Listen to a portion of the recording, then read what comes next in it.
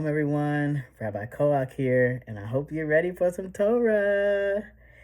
This week we are in parshat miketz, and we are meeting Yosef as he is in charge in Mitzrayim.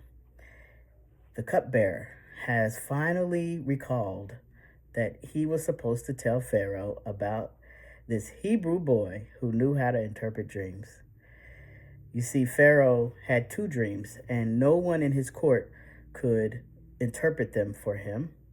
And so Yosef is brought up to Pharaoh, and Yosef interprets the dreams. He says, you know what? What's about to happen is that there will be 7 years of good harvest, and there will be 7 years of famine. So you need to organize yourselves. You need to get ready for what is about to happen. And so he becomes in charge of the process because Pharaoh says, I think you're the one to help us. And he helps them prepare for what is ahead. You see, his brothers now came from Canaan because they didn't have any food, and they bowed down to him. Now, he remembered, Yosef did, the dream that he had.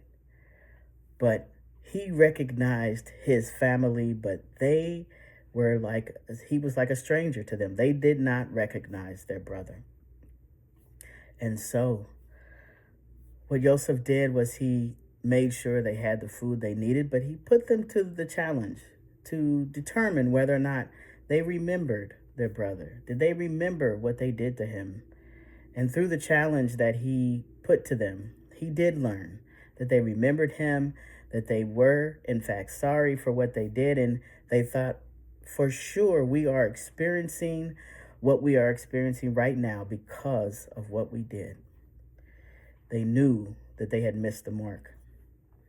Now, I know that it might seem strange that Yosef, like his young self, didn't say, you know what? Don't you remember that dream that I told you that you would be bowing down to me? He did not do that. He was unrecognizable because he was no longer that person. He was the one who had done the internal work, maybe that grief and shadow work that he needed to do, so that he could be a different person, one who has grown up, as Resma Menachem says, has grown up and has learned to take responsibility and agency for himself. And he interrupted the cycle of harm. He could have done all of those things. He could have told them, hey, I'm not going to make sure you have any food. You go and starve. But he did not do that. Even though he had power over those who once had power over him, he did not harm them like they harmed him.